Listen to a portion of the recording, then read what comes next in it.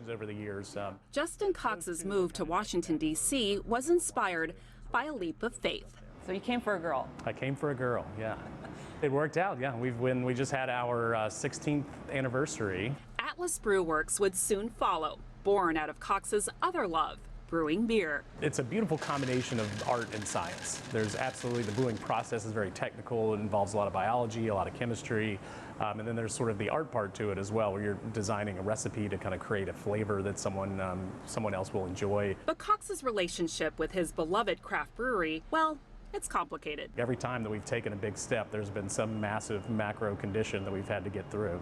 First, it was the COVID-19 pandemic, then the mini bank crisis of 2023, and now punishing tariffs by the Trump administration. The irony is that we're getting hit maybe 3 or 4 different ways through tariffs, all in the name of supporting U.S.-based manufacturers, which we are. So now we are here in the brewery. For Cox, the biggest hit by far is on the aluminum used to make his beer cans.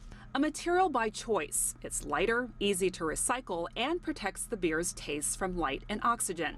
But it comes with a hefty price. At Atlas Brew Works, for a case of beer, aluminum accounts for a whopping 45% of total costs.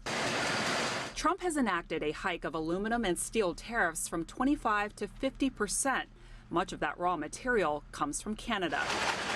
For Cox's operations, the aluminum is pressed into sheets there, shipped to him, then he reships it back to Canada to be formed into cans. So in a world with the tariffs, that supply chain is getting hitting 4 times with tariffs and reciprocal tariffs going back and forth. The beer itself isn't immune either. Canada, Germany, and the UK supply the barley and other ingredients.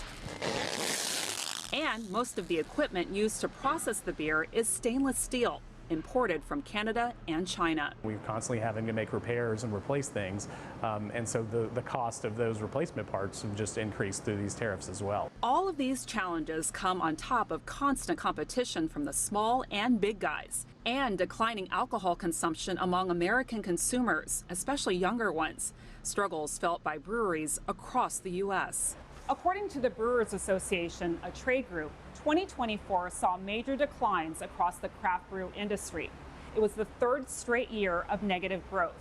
Overall beer production went down by 4%, and the number of craft breweries operating in the U.S. declined by more than 13% for the first time in 20 years.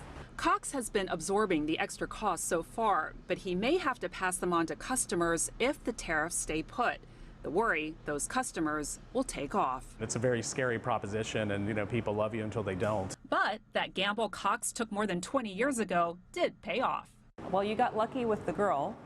Yeah. So, do you think luck's on your side with this? I certainly hope so. We've had to fight throughout the years over many different crises, and that's just kind of part of the job now. So it's daunting, but we're going to push through. Francis Coe, CGTN in Washington.